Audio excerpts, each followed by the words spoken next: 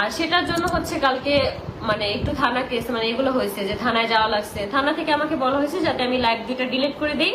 আমার মেইন যে ফল্টটা ছিল সেটা হচ্ছে আমি আরেকজনের পেজ থেকে গিয়ে আমার মানে পার্সোনাল আর কি কিছু কথা আর কি বলছি, আমার ব্যাপারে হোক আর যার ব্যাপারে হোক, মানে পার্সোনাল মানে ইস্যু নিয়ে আপু কথা বলছি, বুঝতে পারছেন? কেমন আছো আপু? আলহামদুলিল্লাহ ভালো।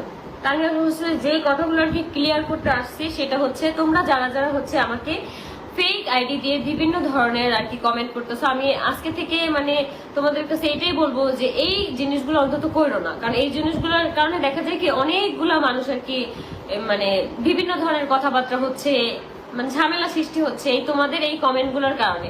আমি যখন হচ্ছে বিউটি ইনস্টাইল থেকে লাইভে গেছি তখন কিন্তু এই মানে ধরনের আর কি কমেন্ট অনেক আসছে যে আমার মা নাকি পরকীয়া করছে, আমার বাবারে নাকি দোকান থেকে বের করে দিছে, তারপর হচ্ছে আমার এক্স বয়ফ্রেন্ড নিয়ে অনেক নানা ধরনের কথা, আমার এক্স হাজবেন্ড নিয়ে কথা পর্যন্ত চলে আসছে।